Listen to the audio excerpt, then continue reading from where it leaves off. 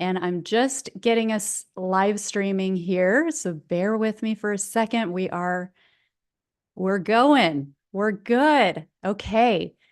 Thank you so much, everybody, for being here. I am so excited to have Marie Manuchehri here. My name is Kara Goodwin, and I'm the host of the Meditation Conversation, the podcast to support your spiritual revolution. And we're broadcasting this live stream live for the Conscious Awakening Network. So welcome to those of you who have joined us on Zoom. I know we're going to have a lot more who keep coming in here as we go. I know we have people watching on YouTube as well, watching on the Conscious Awakening Network through Roku and Amazon Fire and so forth. So however you're watching this, and many of you are watching the recording in the future. What is the future like? I can't wait for you to tell me. So we'll get there soon enough. But thank you so much for watching the recording if that's what you're doing. And if you are watching the recording and you're like, wait a minute, I could have watched this live and I could have participated and asked Marie my own questions, then we have this going on at least once a month. Usually it's on a Tuesday. It's a little bit loosey-goosey based on people's availability, but typically this happens on a Tuesday and it's at noon Eastern, and you can see the whole list of future guests on karagoodwin.com and just go to live stream events and you just register and you'll get the link sent to you and you can be on here with us live too. So with that said, I want to thank Marie so much for being here. I'm going to read her bio here. I think everybody here already knows you, Marie, but Marie is a truly remarkable individual whose insights and wisdom have touched the lives of countless individuals around the globe. She's a gifted energy medicine practitioner, intuitive healer, and best-selling author. With over 2 decades of experience in the field of energy healing and spiritual growth, Marie brings a unique blend of compassion, intuition, and practical wisdom to her work. Through her work, she has empowered people to tap into their own innate healing abilities and embrace a life filled with vitality and purpose. So get ready to be inspired as we explore the transformative power of energy medicine and the profound impact it can have on our health, happiness, and overall well-being. So let me get Marie in here. Hold on just a second, because I think I also muted you. Okay. Hold on just a second, everybody. We're getting there. Good. And you're unmuted. Yeah. Okay. Yeah. Awesome. Welcome, Marie. Thank you so much for being here. Me. Thank you so much. It's a pleasure to be here. Thank you so much. So I love your sort of origin story, if you will. Can you share with us how you first discovered your gift for energy medicine and intuitive healing and what led you to pursue this professionally? Yeah.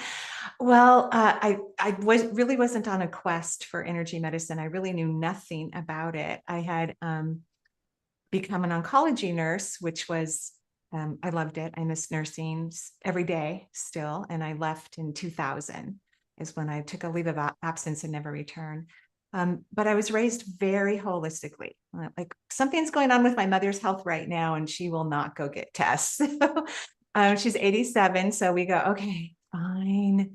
Not that she could live till she's 127 potentially, because she doesn't even take any pharmaceuticals at all. So, well, and didn't you say in your book, sorry to interrupt you, but that your doctor growing up was a chiropractor. Is that right? Right. It was a chiropractor. So when we had a health issue, my mom took us to the chiropractor. If we had something really serious going on, we would see a Chinese herbal medicine physician. Of course, if someone broke a bone, which there was 5 kids, I'm the oldest of 5. It did happen a few times. She would take us to the pediatrician and get the bone set. So she was responsible if it was something that a holistic practitioner couldn't do. But my family's very anti-modern medicine. So I was shocked that I was attracted to modern medicine. And I had an experience when I was pregnant with my first child. I had to we were living in Klamath Falls, Oregon, really small town, and the OBGYN did not have a phlebotomist. So he couldn't draw our blood for the labs you need when you're pregnant. So I had to go into the hospital, Merrill West Hospital, where my oldest was born. And I was really nervous the night before, because of everything. It wasn't just my mom, my dad was very much anti-medicine as well, too. You would think that our family was, raised in some unique, hands-on healing community, but we weren't. Oh, they were pioneers, though. Yeah, I think they were. I think they were. And so I was so nervous the night before, like scared even, just because I'm going to walk in a hospital first time as an adult. And as I'm passing through this revolving door, I felt joy, immense joy. And I felt joy the entire time I was in the hospital. And the joy barometer kept like spiking and spiking. I would look at a wheelchair and I would get happier. I would see a stethoscope and I would get happier. When I saw the needle for them to draw my blood, I was ecstatic. And that joy stayed with me. And a couple of years later is when I decided to go to nursing school, started taking prerequisites. Anyway, long story short, I ended up on the oncology floor. It wasn't a choice. I'd had some tachycardia. I used to work 312s. And at that time, I had 3 kids. And so I would work graveyard, come home, take the kids to school, go to bed, sleep maybe 6 hours, Oh, go pick them up, make dinner. And so I didn't tell anybody in the hospital that I was having tachycardia. I finally pulled over after months and months, which is a racing heart for those. I was going to say, I don't know what that is. Okay. Yeah, it's a racing heart.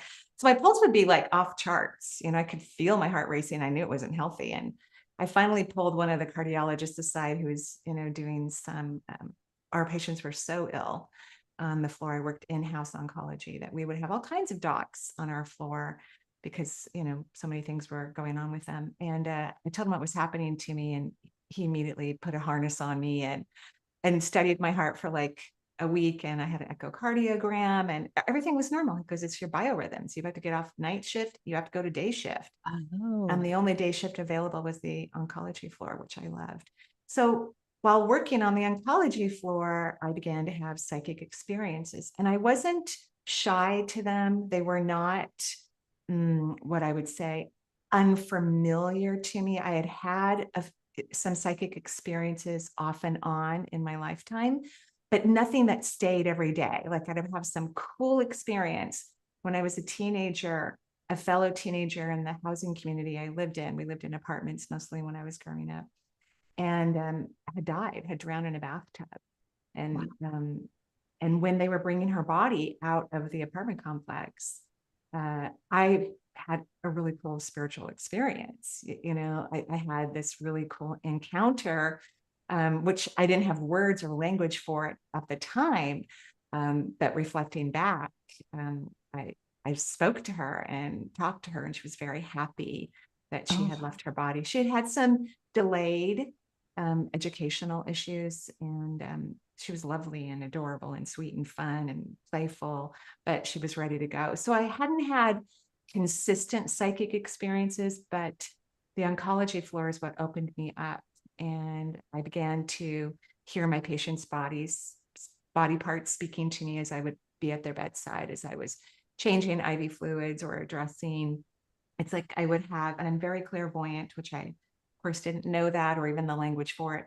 It was almost like I had X-ray vision, and I would look through the blanket as I'm standing there and go directly into an organ that would start to tell me what was going on with it. Not just the medications we were giving them, because obviously in oncology, we give a lot of very strong medications to patients, but the emotional component behind the reason why they had gotten the illness in the first place and what was still preventing them from healing, and regardless of the medication, because some people, it doesn't matter what you give them, holistically or modern medicine wise, it's challenging for their body to heal until we release the emotional components or become more conscious in our elevation about what's really going on.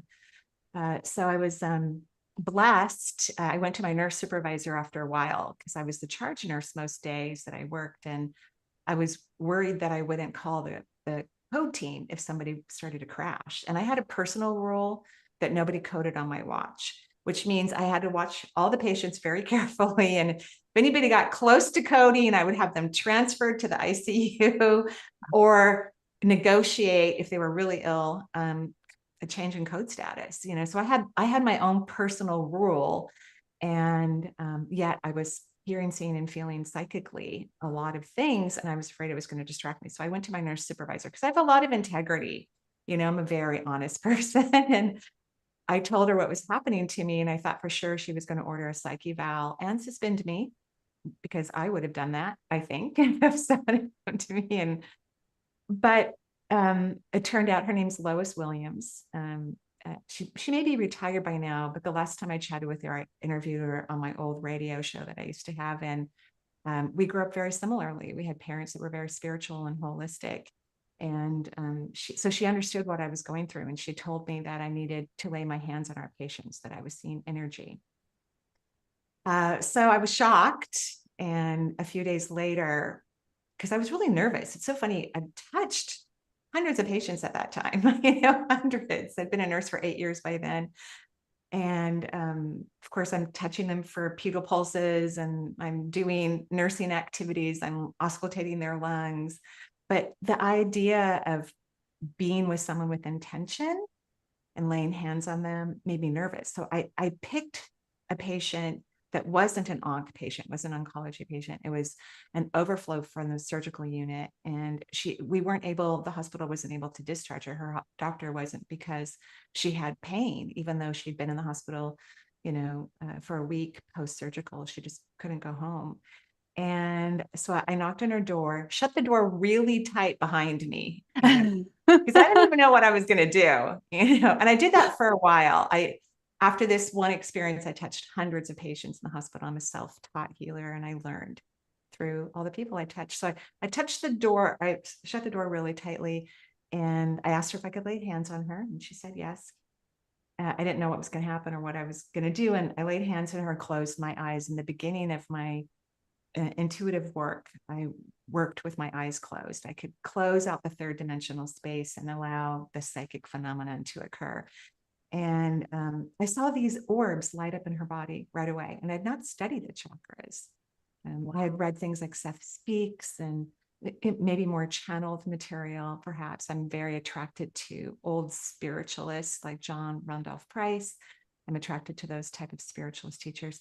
So I saw all these orbs light up in her body, which were the chakras, and they began to speak to me. I could hear this high-pitched, like harp music. Oh, and wow. the body told me why she couldn't go home, that she had had a hysterectomy, although she was in menopause or postmenopausal. She loved raising her family and having children. And so she was in this grief, because even though she wasn't going to have more children, now it was final, that she didn't have the organs to support that. And I believe I spoke to her about it. I can't honestly remember. It was like over 25 years ago when this occurred.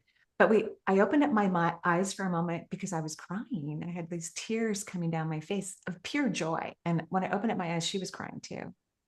And so I did that for about 30 minutes and thanked her, and drove, when I got off work, to a bookstore and bought the book, The Hands of Light, where I could see what I was visualizing, which was the chakra system. And I was very fortunate. I was really supported in the hospital.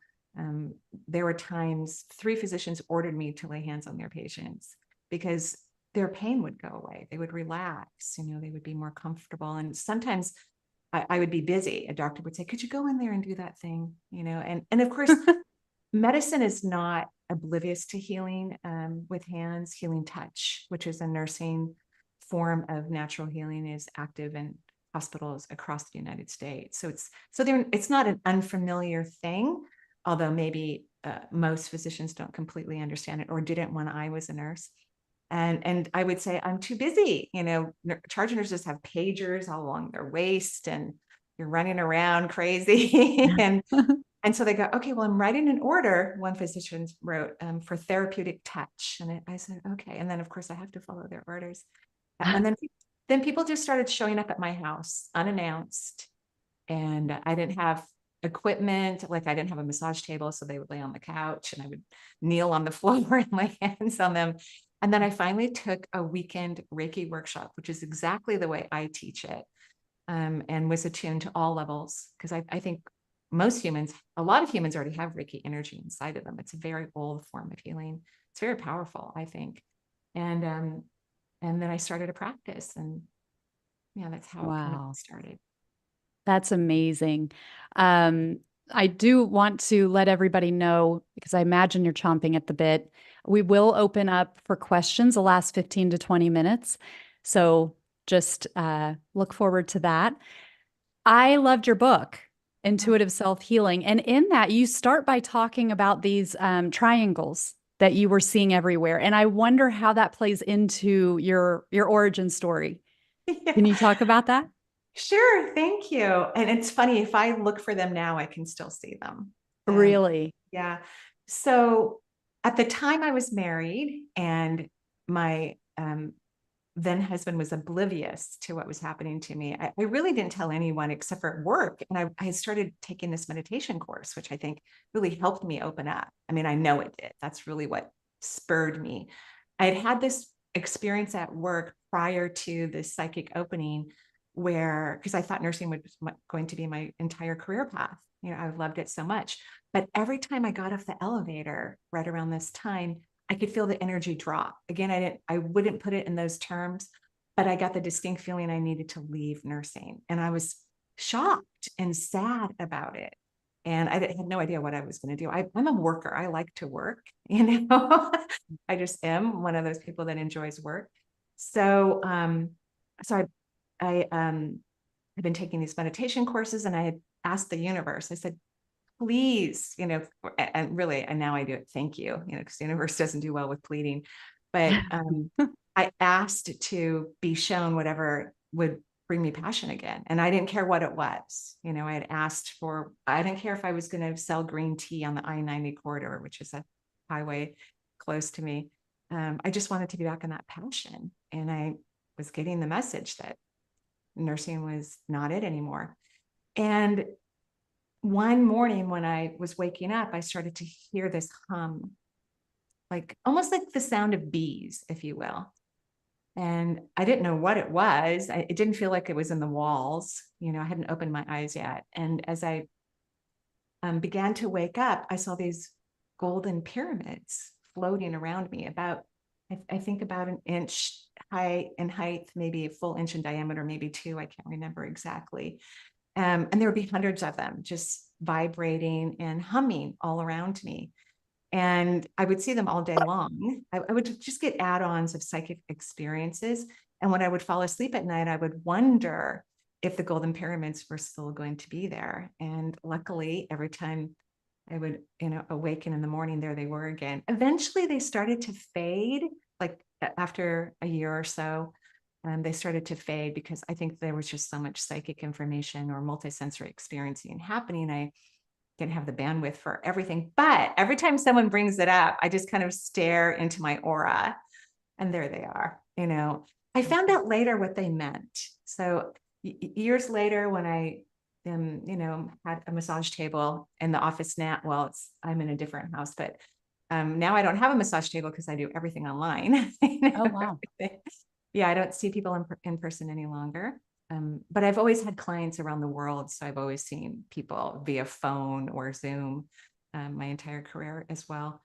But I was cradling someone's head, and I started to see pyramids. And the universe spoke to me that this person had had a mystery school experience in a previous lifetime where they were psychic as a child. And what used to happen in that region of the world, which maybe was Persia at that time, if a child was born with any signs of psychic ability, it would eventually leave the village and go to where psychic teachers lived, and they lived in pyramids, because the children had to be safeguarded, because they could have been used for nefarious activities, which I'm sure they were anyway. But these teachers would, you know, travel to whatever village had reported that there was a child with potential psychic ability, and they would go, you know, talk to the parents. The child could be 2 by then, because who knows how long they traveled. And if they thought the child had enough psychic ability, they would ask the parents if the child could come live with them, so that the child would have to leave the family permanently. Oh, wow. And the kids would sleep during the day and learn and play at night, for their safe keeping. And then once these children were educated, they would either stay in the school for education, to be a teacher, or they would go off, maybe sold to a king, or some sort of government, or because seers were considered normal in that time period. It was normal to have a seer. So Yeah. that's really interesting if you place that next to your story about like your nighttime nursing, like how you were on in the night shift and these abilities began awakening, this clairvoyance, and you got it through another client, but it was like it's a mirror. It's such a Right. mirror with your own. That's hmm. And then you're seeing pyramids. Are you okay? But it's related to somebody else. Don't worry. It's Yeah, I think when people, because everyone's psychic, in my opinion, everyone is intuitive, everyone is blessed with this gift. It's not just a few of us on the planet. Everyone is meant to use their psychic ability for themselves first and foremost, and then some people want to do it professionally. But yeah, I think the challenge is always to use it for your own psychic ability, which takes a little bit more time. So I probably didn't even ask the question about what are these pyramids about, because part of when you have a lot of psychic impressions, you don't spend a lot of time asking why. You Mm, just take the information and move forward. You take the information, you move forward, you align with it, you dance with it. You have really cool experiences when I'm helping clients or students, because I teach a lot now. I love, love, love to teach. I only see 6 clients a week now. I used to see 25 back in the day. oh, wow. Yeah. And I've always had a very booked out calendar, regardless of how many I see, which is a challenge. Obviously, I don't have to take care of that. I have an assistant who takes care of those things for me. Um, but our psychic ability is normal, and that's what the human race is evolving towards, is recognizing that we are multisensory beings. We are beings of light. We're having this incredible human experience, and we can bring all the light we want to this experience and allow ourselves to enjoy the realities that we're perceiving and change our perceptions about them as well, while we heal ourselves, grow into our magnificence, and do something fun and interesting and incredible here in a physical reality. Because that's what we're really meant to do, is to have fun here and to have a lot of joy and not get caught up in mental thinking. That's really the challenge of the human race, is to stop thinking. Just Mm. stop it.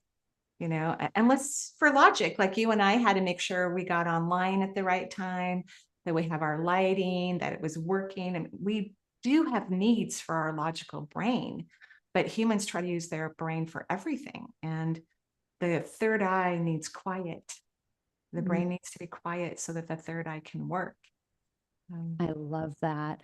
Well, and that comes back to your book, Intuitive Self-Healing, because that's the premise of it. You go through each chakra and you explain what it's for and the emotional elements to it. And you're very clear in the book that the physical, and you've talked about it at the beginning of this too, where the physical manifestation of disease has an emotional component, and that is really what's going to drive the healing. And you have some amazing stories in there of clients that you've worked with.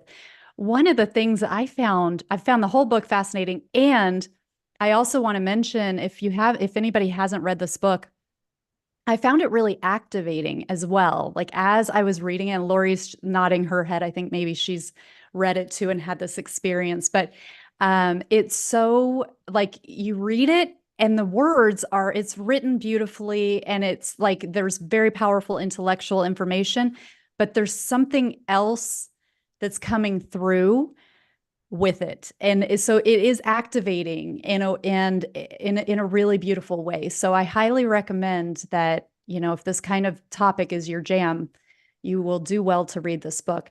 Another interesting thing that I learned from this book is how you see the chakras. So talking about the pyramids, I have always thought about the chakras as like a sphere.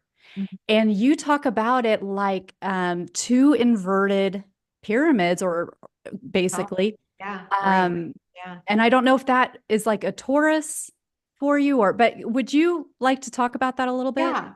So the chakras are spheres. And when I first witnessed them, that's how they, lit up in the body. But once I dive into them, they turn into cones.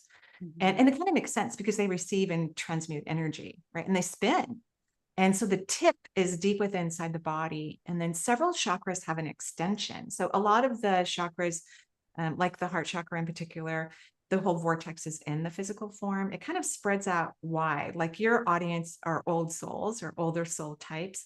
Um, and so their heart chakras are huge. It fills their entire chest cavity. That's one of the signs of older souls, because they spend so many centuries learning compassion for others, and it creates a beautiful, huge heart chakra for them. A little bit lighter than the color of my shirt. It is an emerald green, but it's, so iridescent.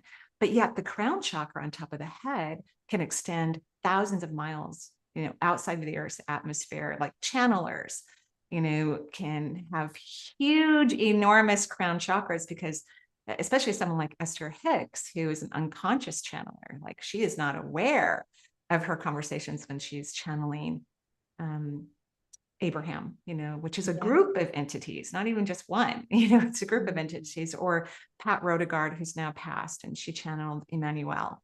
I love her series of books. They're just phenomenal. So the root chakra extends about a foot outside of the body. So the tip is deep within the pelvic floor, and then it extends about a foot.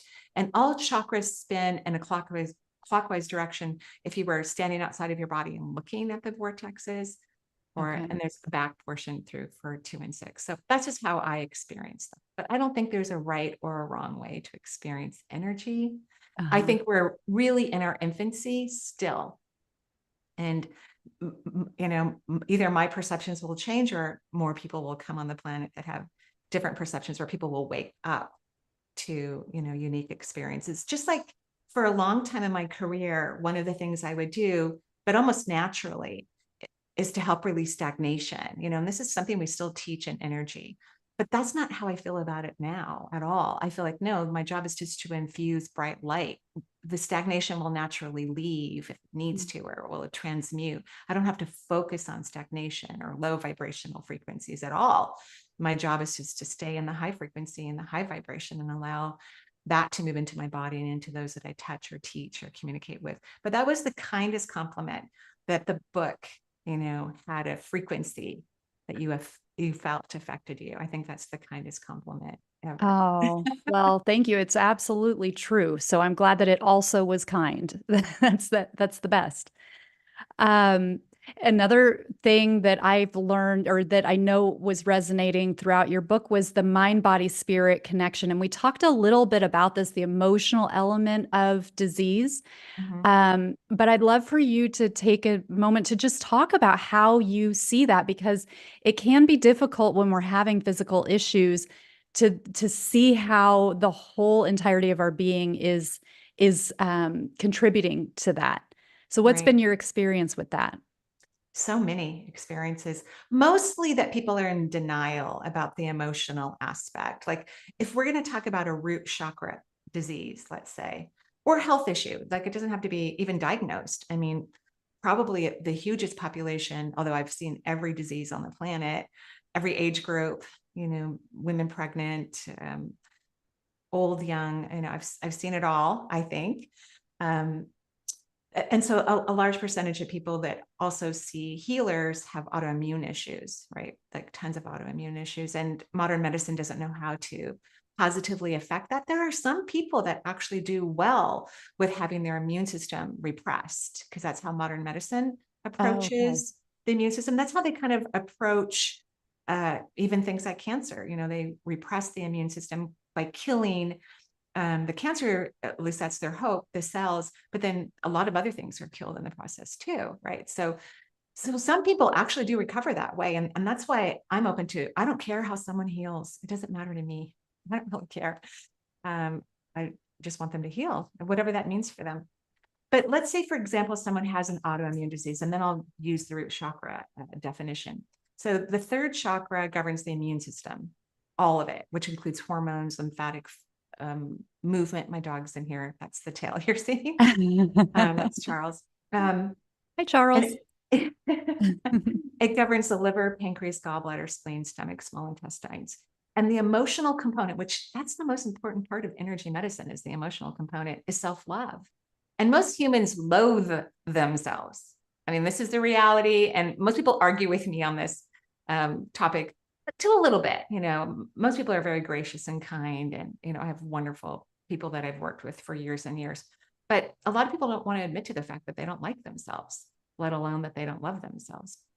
And so if someone has an autoimmune issue or they're having a hard time healing, even over something that's maybe not systemic or challenging, they have to fall in love with themselves, literally. And so holding hands with a client and helping them to fall in love with themselves and reminding them of what that looks like and sharing that experience with them and being able to measure their energy. That's a big part of my work as I speak and I'm watching what's happening to the client. I'm measuring their subatomic particles. I'm noticing what's affecting them and what isn't, and what's turning them on, and where the vibration isn't high enough. So self-love, if everyone just fell in love with them, we probably wouldn't even need energy medicine or modern medicine. If people really authentically loved themselves, I'm sure that we would be more like, Star Trek, and you just walk through a beam and they diagnose and you take some little thing, And is that because that invokes so much like life force through the solar plexus, or why is it so important? Well, it's the emotional component of that vortex. So that vortex is balanced when someone loves themselves, right? That chakra changes into its highest frequency when someone loves themselves. And even if we just loved ourselves 10% more, doesn't even have to be that you love yourself at 80% or something like that, but just 10% more. Someone who has, let's say, an autoimmune issue, they could start to heal from whatever they're doing. They might even then get great ideas on how they could expand their healing. So when consciousness starts to shift, everything becomes possible. Anything becomes possible. Sometimes I take a pro bono client for like a year, and it's usually someone who has a terminal illness for all kinds of reasons. And one year I took a person who had pancreatic cancer, which is really difficult to heal from in the current belief system of consciousness. Everything's about consciousness. So once we get to a tipping point where humans change their belief system about something, then we have a completely different reality. But currently, pancreatic cancer has an extremely high mortality rate. So I took her on as a client, and she had this I won't be able to tell the story because it's so personal, but she had this crazy wacky thing happening in her life that was around one of her children. And she felt enormously guilty about it and responsible and hated herself for it. And it's a type of situation where there's probably not going to be a shift, like it's just such a mess. And it's hard to love yourself under those circumstances, right? Well, she managed to love herself enough that she's now traveling the world and has been. Oh my God. So she did use modern medicine as well. That was her decision and her choice. I always support all of my clients' choices. I am a fan of holistic medicine, but again, I don't care how people heal. And so I supported her during that process. And it's very rare. It doesn't matter what kind of medicine people have used for pancreatic cancer for someone to heal. So in that case, because pancreatic disease is a disease that has multiple chakras involved. I mean, the pancreas is governed by the third chakra. And of course, the third chakra is about self-love, but there's, at least in her case, there were other aspects as well. So if we were to look at the root chakra, which governs all the bones in the body and all the blood in the body, it's about feeling. So when you get to these emotional components, you actually have to feel them. Like you have to feel self-love. Self-love is not a thought, it's an experience. You have to feel love for yourself. So you have to kind of think about people that you do love or things that you love, and you have to mimic that same emotion in your body for yourself. That's what the emotional component about the chakras really mean. And the first chakra is about feeling nurtured, loved, and safe. That you have a family of some sort, which could be trees. It doesn't have to be your family of origin, but there has to be some community that you connect to and you belong to. It could be the spirit realm. It doesn't matter. I mean, some people are lucky and blessed and have wonderful families of origin, but that's not the norm currently right now in the world. A lot of people don't have those feelings. So one of the things I've taught my clients is to create a new childhood, new parents, different house, to find out what they really wanted in their childhood that they didn't get, like 5 things, and have these new parents, which could look like orbs of light, or they could look like some family friends that you loved and wished you had been a part of their family, and in a completely different house, and start to have these emotions of a child that felt unconditionally loved and cherished and adored, and where when issues came, they were resolved with kindness and respect. And yeah, so that's kind of what I mean by that. Yeah, that's so fascinating, and that completely makes sense. I love that. Um, we will be opening this up in just a couple of minutes for questions. I know we're already like I'm getting shocked. toward that time. I know. But before we do that, you've talked about how you love to teach Yeah, and how you still see some clients. I do. Tell us about how you work with people if people want to know more, how they can dive into your world. Okay. Thank you. That's lovely. So currently my calendar's not open, just FYI, because I'm booked out to the end of 2026 for a personal Wow. substance. Yeah, I always book pretty far, but I will open it up at the end of this year. And so just FYI on that thing. We do have a cancellation list. People can put their names on there. And that's 2 things I really focus on for a cancellation list: is a serious health issue or significant loss, because I'm also a medium, which I had my very first medium experience in the hospital, of course. So I'm a practicing medium. I talk to departed loved ones every single day, personally and professionally, but Wow. mostly professionally. And then so I teach classes on my platform. I also am a faculty member for the Shift Network. And so I teach on both platforms. I think we just released all my fall and winter classes. I don't teach in the summer. I usually do an international retreat in the summer, but this year I'm not. I'm doing a retreat for myself because I haven't written in a while. So I'm doing a writing program, and I'm going to Yay. go to Hawaii and do some in-person writing with our writing group. But I'm planning to teach in Ireland next year. I usually take about 35 people and teach a topic. So I teach 12-week coaching programs, like on psychic ability, energy healing, mediumship, vibration, because it's important for people to know how to move energy inside their own body. And then I teach 8-week programs, which have an unlimited amount of participants. I just finished one on vibration. Well, actually, I haven't finished it quite yet. And I have a couple more weeks. And then one that I'm doing right now is called The Soul's Journey, and talk about souls and past lives and Wow. the Akashic records and, all of these lovely things. And then I will start a 20-week advanced healing course in the Shift Network in October about advanced healing. So that's coming up. But I teach all the time, love to teach. It is really my new jam, to be able to affect more people at one time and to give them the tools that they need for themselves, and to also help people be professional intuitives. I really believe in the field, and it brings me great joy that those who want to work in the field allow themselves to have that experience, whatever it is, because whatever we do in the world professionally or even as a hobby, it needs to bring us joy first. Like, I don't do energy work. My primary reason for doing it is not to help others. This makes people uncomfortable sometimes when I say that, but I actually do it because it brings me so much joy.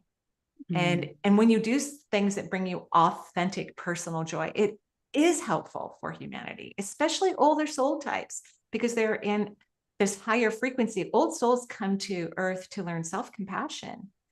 And because they already know how to be compassionate for others, it's really not important for them to waste more time learning compassion. They really have to learn self-compassion. And then we can use our energy for, compassion or healing or insight or whatever it is that we want to do on the planet. But we need to be very kind and loving to ourselves first and foremost.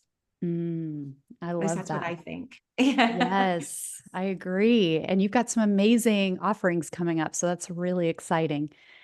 I do want to open it up. So if you want to raise your hand, you are welcome to. You just go to, I think there's a react button and then there's a raise hand function. And I do want to, Patty has joined us from Australia. He woke up in the middle of the night. Thank you Aw. so much. I know Almira's here from Iran. Oh, We have all kinds of friends here that I'm so happy to see. So thank you so much, everybody, for joining us. Let's see, Anita, let me see if I can unmute you here. Can you see that where I'm asking you to unmute? There you go. Yes, I got Oh, it.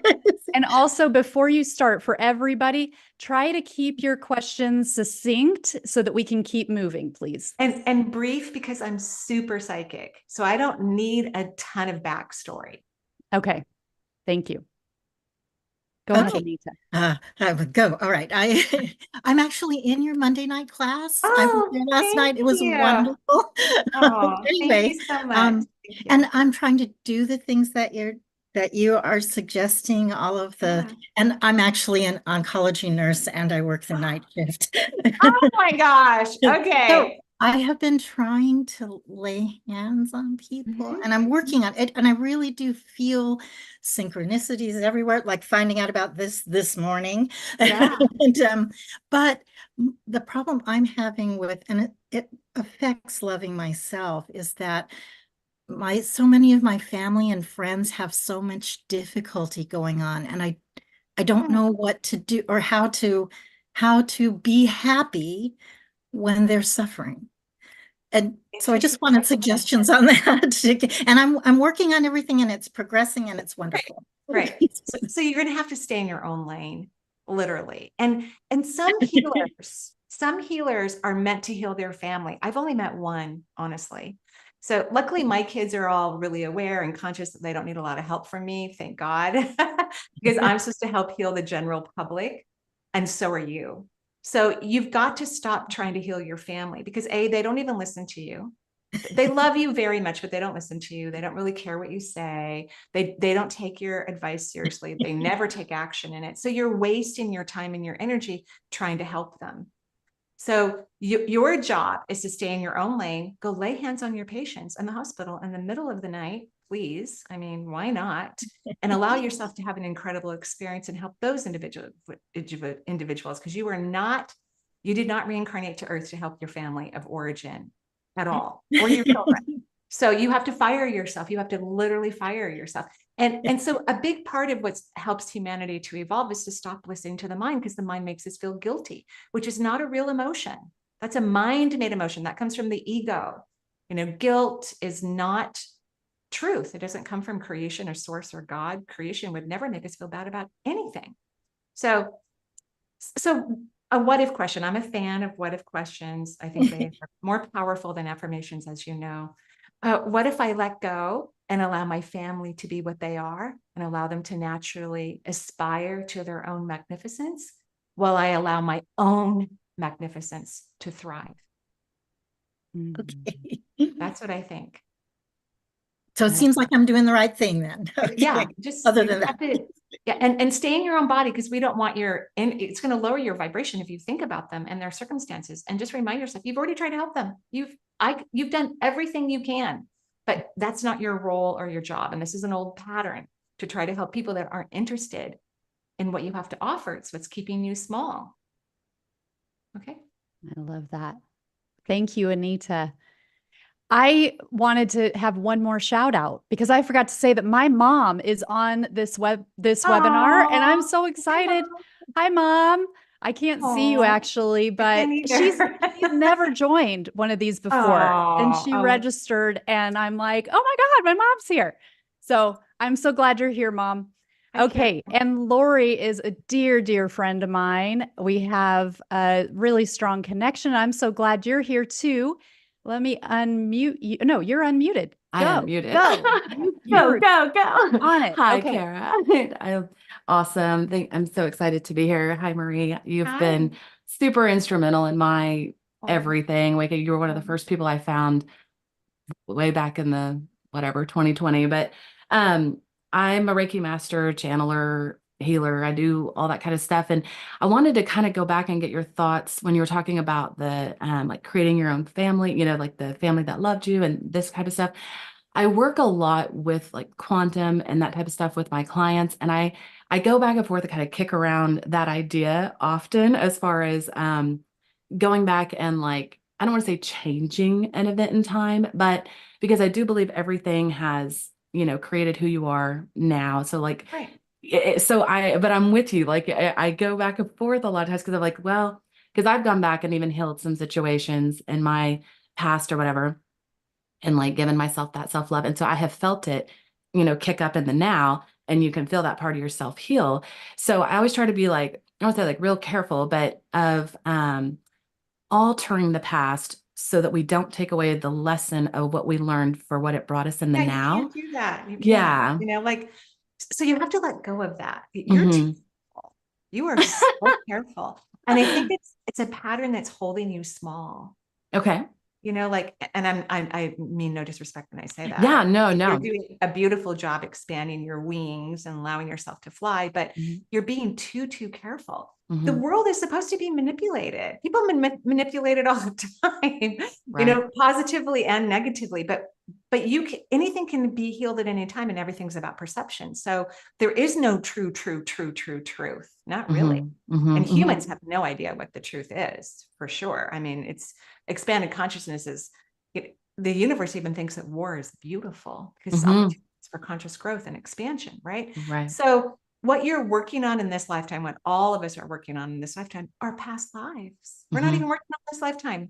But the issues that show up in this lifetime are reflections of our previous lifetime. And that's why we have to find a way, if it doesn't spontaneously heal and go away, or if there hasn't been a problem caused from it, then that's fine. But when those things have happened, then we need to change the story, the belief system, so that we can have a different experience. It doesn't mean that the outcome doesn't already exist, but we may not allow that reality. If someone doesn't believe they're lovable or deserving or worthy, that's going to shut down their receptive ability enormously. And everything is made out of energy. Even acupuncture is made out of energy.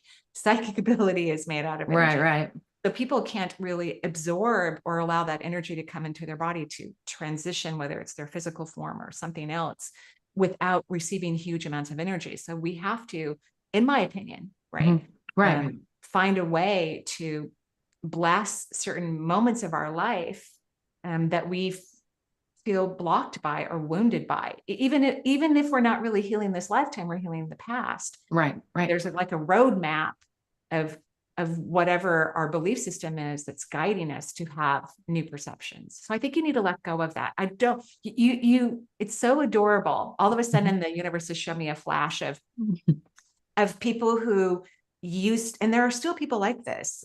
I don't know them, but people who are so careful, even with energy work, like only do it a certain way, or they're afraid they're going to create harm if they do the symbol wrong, or they can never touch this, part of.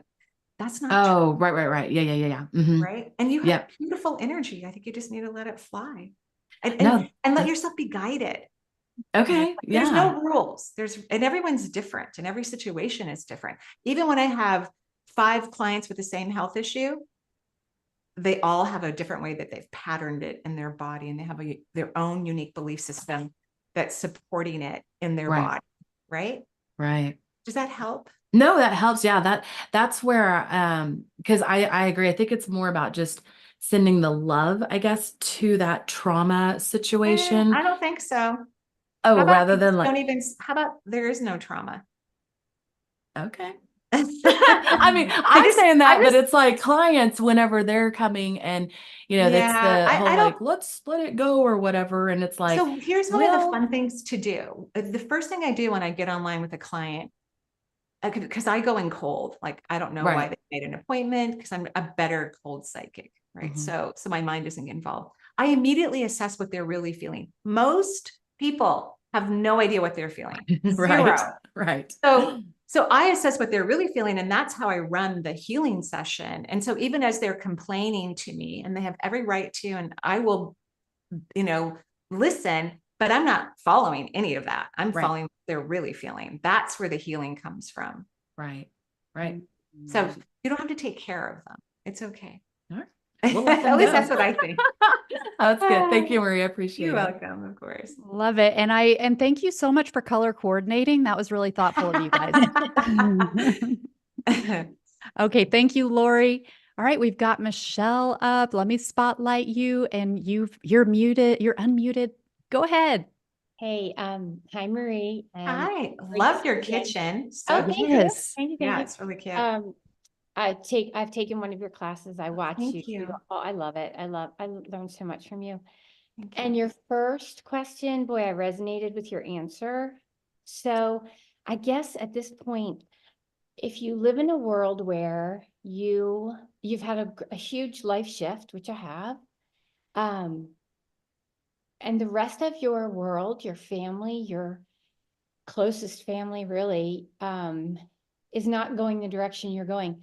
How do you muster the courage to follow whatever the guidance is from within that you're just learning to understand anyway? It's a process, but how do you know which direction you're going? Like how could you help guide me? Huh. Well, I mean, I personally don't care what anybody else does, in my family, and I don't care what they think about me. I don't care what anyone thinks about me, honestly. I want to be my most authentic self. I want to be at the highest level of my consciousness. So I don't care. So what that means is you have to stop listening to your brain. Like, you've already gotten guidance. You already have an awareness. You already have a path, so to speak. It's already beginning to unfold for you. But then you go back to your brain, and your brain goes, bah, bah, bah, bah, bah, bah, bah, bah, bah, bah, and you go, and you stop, and you freeze, and you lower your vibration, and then the path looks like it disappeared. And so that's the part is, again, I can't emphasize enough that if humans can stop listening to their mind, unless it's logical, unless there's something logical, like when I order groceries, because I usually don't go to the store anymore. The pandemic made me very spoiled. Do Instacart all the time now, but I have to logically look at my fridge and how long I'm going to be in town before I order food, right? So if you could shut off your brain for everything else, you're giving your brain power. And it's beautiful. The brain's beautiful, but it doesn't have the power that humans think it does. If it did, we wouldn't have the earth that we have, although earth was created to be exactly the way it is. But as soon as we stop thinking and analyzing and processing everything under the sun, collectively, which could be, who knows how many hundreds of years from now, the earth itself is going to leave the structure that it's in. It's not going to be in the galaxy that it's in. It's going to move up to a different frequency and a different vibration. We're going to have a completely different experience. Ultimately, the planet will probably dissipate, and it won't even be in as a choice or an option, since it was created for conflict, if you will, and contraction, light and dark, so we can get clarity. You have to stop listening to your brain. So when it comes up, I want you to be very self-loving. I want you to say, Michelle, I love you, honey. You are incredible. I'm so proud of you. I'm excited about your consciousness. And I'm so happy that you are noticing the path and you're staying focused on the path. I think that's a big part of self-love, is internal dialogue. Sure. Right. And notice how Michelle's energy has already changed. Yeah, no, it's so true. Just need a little encouragement. Yeah, I'm excited for you. Thank Great. you. I love it. I love it. Thank you so much, Michelle. We've got Shelly here. This might be the last one. We'll see how we get on, but I know we have a hard stop here at the top of the hour. So I'll Shelly. go over a little bit if you want. Oh, you can? Okay, I great. will, a little bit. I will. Okay, a little bit. Since we have We'll some see how- people from far away too, that's nice. Okay. Yeah. Oh, thank you so much. You're Okay. welcome. I'm going to get out of here. Go ahead, Shelly. Thank you so much. Hi, Marie. I was with you a couple of weeks ago at your Reiki session. So Oh, I just found out this morning also about this, and I feel so grateful to have this opportunity. Thank you. Sure. I teach Reiki in person, so I don't teach it online. So people travel to Seattle Oh, or wonderful. live here, and I take 41 students, yeah, once a year. Yes. What can I do for you? Okay, so what I've been kind of getting stuck in is the recreating your childhood. Interesting that this theme is up and for our Yeah, conversation, it is right? interesting. Uh-huh. Is the whole purpose of doing that so you can activate those loving feelings that are not present? Yeah. Be- Yeah. okay, okay. So here's an example. I grew up in a pretty chaotic childhood. My dad wasn't around. My mom worked 2 jobs typically to take care of us because he didn't pay child support either. And I was 7 when they divorced, and I'm the oldest. So we were really, really young. So it was kind of cuckoo for Cocoa Puffs. So I've created different family scenarios. I learned this when I was 40. My guides taught me this, but I don't think I'm the original thinker of this. I think it's something that's been around for a while. And so I recently created one for my teen years, which I had never created before. And I chose this family that I loved that occasionally would invite our crazy family over for dinner. And so they're my parents, and I'm the only kid. And I have this cool bedroom loft, like, and they paid for my college, and just took care of me and just spoiled me rotten. So part of creating these new families, because we're just changing our perceptions within ourselves, so our whole selves can come forward and we don't operate from old stories, right? Is you have to first think about what did you need in your childhood. And I like to start with 5 things. If you could be healing young child times, or you can pick different times. You don't have to do the whole thing at once. Okay. So it's really about five things that you wish had been different, not what was wrong, because we could talk about that till the cows come home, and then we go into victim consciousness, because we all really do land in the right family, I believe. I mean, even though my family was wacky, I had a lot of freedom to have my own beliefs, and that is a blessing for who I am and what I do. So I hope that answered your question. Thank you. Thank you. Yes. Beautiful. Thank you so much, Shelley. I'm so happy you're here. All right, we've got Ashley. Where did the spotlight go? Oh, I can't spotlight you because you're not on Video. camera. If you want to come on, then I can. Let's see if I can do it now. Here we go. Hello. Hello, Go can ahead. you hear me? Yes. Yes. Okay. Well, my question for Marie, actually, my best friend Caitlin just got me on this live. I just lost my grandma 2 weeks ago, and I was wondering if you might have anything to share about my grandma. Just a Yeah. quick, yeah. So even though I'm sorry for your loss. I will tell you, as an intuitive, I have to remind myself to say that, Yeah. because I'm already having fun with your grandma, so to okay, you're in human form, because of course I do feel that way, but I'm energetically having a different experience. So she hasn't totally crossed over yet. She's having so much fun. She's in the astral plane. Your grandma, and she took a little too long to die, in my opinion. And you can disagree with anything I say, but I can tell she had a strong personality and was stubborn, and she would not leave her body. Yeah. So is that true? Yes, that's definitely true. Yeah. Yeah. So that's why she hasn't completely crossed yet, because she's having so much fun. She says, as she finally let go, and she's funny. Your grandmother is funny. She goes, where were you? You should have been at my bedside, laying your hands on my feet so I could have untwined from my chakra system and flown out of my body. She's funny. I love her. She's a hoot. So she's in the astral plane, which is between Earth and the heavens. It's bigger than Earth. It's a huge reality. It's where the Akashic records are, where a lot of psychics sit to do medium work or past life work, or like people will walk through that astral plane to talk to a medium who's keeping their energy on Earth or something like that. But she loves it. She says it's kind of chaotic there, but she likes it. So She does love a little bit of chaos. She loves it. She says she's very proud of you. She kind of thinks of you as her daughter, not her granddaughter. Mhm. It's kind of cool to have adults in your family that see you that way, to have different layers of adults to see you as their child in a way, it's kind of cool. Oh, I She's kissing you all over your face. She goes, don't worry about me. She goes, I'm fine. I'm having fun. She goes, take care of you. Take Okay. care of you. And she goes, don't take as long as I did, yeah. to figure out stuff. She goes, you've got it all now. Your package is beautiful. Just let it fly. That's what she says to you. She'll probably cross in that, like around Christmas, she tells She me. loves Chris. She loves Chris. Oh, okay. Yeah. So she'll cross around Christmas. Yeah. Okay.